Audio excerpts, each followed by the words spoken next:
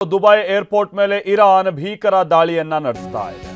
Drone ಮುಖೇನವಾಗಿ airport ಮೇಲೆ ದಾಳಿ ಮಾಡಿದೆ ಅನ್ನೋದು ತಿಳಿದು ಬರ್ತಾ ಇದೆ. ವಿಷಯ ಅಂತಂದ್ರೆ ಪಕ್ಕದಲ್ಲೇ ವಿಮಾನ ಇತ್ತು, ಕೂಗಳತೆ ದೂರದಲ್ಲೇ ಮೆಟ್ರೋ ರೈಲು ಕೂಡ ಸಂಚಾರ ಮಾಡ್ತಾ ಇತ್ತು.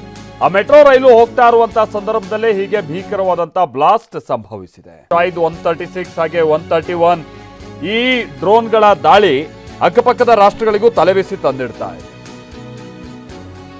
ಟೆಹರಾನ್ ನಲ್ಲಿರುವಂತಹ ಏರ್ಪೋರ್ಟ್ ಮೇಲೆ ಅಟ್ಯಾಕ್ ಮಾಡಲಾಗಿದೆ. ಇದು ಇರಾನ್ ಮೇಲೂ ಮತ್ತೊಂದು ಕಡೆ ಬಹಳ ರಣಭೀಕರವಾದಂತಹ ದಾಳಿಗಳು ಮುಂದುವರಿತಾ ಇದೆ. ಇಸ್ರೇಲ್ ಸೇನೆ ಭೀಕರ ದಾಳಿಯನ್ನ ನಡೆಸಿದೆ. ಮತ್ತೊಂದು ಕಡೆ ಅಮೆರಿಕ ಮುಂದೆ ನಾವು ಶರಣಾಗೋದಿಲ್ಲ, ಇರಾನ್ನ ಅಧ್ಯಕ್ಷ ಮಸೌದ್ ಬಹಳ ಸ್ಪಷ್ಟ ಧ್ವನಿಯಲ್ಲಿ ಹೇಳಿದ್ದಾರೆ. ಇರಾನ್ ಅಧ್ಯಕ್ಷ ಮಸೌದ್ ಪೆಜೆಶ್ಕಿಯಾನ್ ನಮ್ಮ ಮೇಲೆ ಎಷ್ಟೇ ದಾಳಿ ನಡೆಸಿದ್ರು ನಾವು ಶರಣಾಗಲ್ಲ ಅಂತ ಹೇಳ್ತಿದ್ದಾರೆ. ಟೆಹರಾನ್ ಮೇಲೆ ಕ್ಷಿಪಣಿ ದಾಳಿಯನ್ನ ನಡೆಸ್ತಾ ಇದ್ದಾರೆ.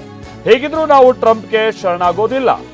ಇರಾನ್ ಅಧ್ಯಕ್ಷ ಮಸೌದ್ ಪೆಜೆಶ್ಕಿಯಾನ್ ಈ ಹೇಳಿಕೆಯನ್ನ ಕೊಟ್ಟಿದ್ದಾರೆ. ಹಾಗೆ ಇರಾನ್ ಅಮೆರಿಕ ನಡುವಿನ ಯುದ್ಧ, ಇರಾನ್ ಒಂದ್ ಕಡೆ, ಅಮೆರಿಕ ಇಸ್ರೇಲ್ ಮತ್ತೊಂದ್ ಕಡೆ. ಈ ಯುದ್ಧದಲ್ಲಿ ಮರಣ ಮೃದಂಗ ಮುಂದುವರಿತಾ ಇದೆ.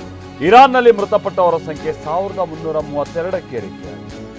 ಇರಾನ್ ನಡೆಸ್ತಾ ಇರುವಂತಹ ಪ್ರತಿದಾಳಿಯಿಂದಾಗಿ ಇಸ್ರೇಲ್ನಲ್ಲಿ 11 ಜನ ಮೃತಪಟ್ಟಿದ್ದಾರೆ. ಹಾಗೆ ಗಲ್ಫ್ ರಾಷ್ಟ್ರಗಳಲ್ಲೇ ಒಟ್ಟು 63 ಜನ ಸಾವನ್ನಪ್ಪಿದ್ದಾರೆ. ಗಲ್ಫ್ ಯುದ್ಧದಲ್ಲಿ 3 ಭಾರತೀಯರು ಸಾವನ್ನಪ್ಪಿದ್ದಾರೆ. ದಾಳಿ ಪ್ರತಿದಾಳಿಯಲ್ಲಿ ಒಟ್ಟು 1408 ಜನ ಸಾವನ್ನಪ್ಪಿದ್ದಾರೆ. ಹಾಗೆ ಮತ್ತೊಂದ್ ಕಡೆ ಅಮೆರಿಕದ ವಾಯುನೆಲೆಗಳ ಮೇಲೆ ಈಗ ತಾನೇ ನಾವು ಹೇಳಿದ್ವಲ್ಲ, ಗಲ್ಫ್ ರಾಷ್ಟ್ರಗಳು ಯಾರ್ಯಾರು ಅಮೆರಿಕಾಗೆ ನೆಲೆ ಕೊಟ್ಟಿದ್ದಾರೆ ಅಲ್ಲೆಲ್ಲ ದಾಳಿ ಆಗ್ತಾ ಇದೆ. ಅಮೆರಿಕ ವಾಯುನೆಲೆ ಮೇಲೆ ಇರಾನ್ ಸೇನೆ ದಾಳಿಯನ್ನ ನಡೆಸಿದೆ. UAE ನಲ್ಲಿರುವಂತ ಅಲ್ ದಫ್ರಾ ವಾಯುನೆಲೆ ಮೇಲೆ ದಾಳಿ ಆಗಿದೆ. ಇನ್ನು IRGC ನೌಕಾಪಡೆ ದಾಳಿಯನ್ನ ನಡೆಸಿದೆ ಅನ್ನೋದು ತಿಳಿದು ಬರ್ತಾ ಇದೆ. ಇರಾನ್ನ ರೆವಲ್ಯೂಷನರಿ ಗಾರ್ಡ್ ಆ ತಂಡ ಈ ದಾಳಿಯನ್ನ ನಡೆಸಿದೆ, ಅಥವಾ ಆ ಸೇನೆ ದಾಳಿಯನ್ನ ನಡೆಸಿದೆ.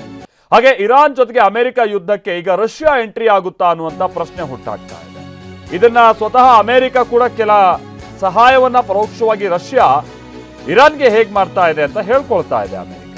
ಈ ಯುದ್ಧಕ್ಕೆ ರಷ್ಯಾ ಮಧ್ಯಪ್ರವೇಶದ ದೊಡ್ಡ ಸುಳಿವು ಕೂಡ ಸಿಕ್ಕಿದೆ. ಇರಾನ್ಗೆ ರಷ್ಯಾ ಗುಪ್ತಚರ ಇಲಾಖೆಯಿಂದ ನೆರವು ಸಿಗ್ತಾ ಇದೆಯಂತೆ.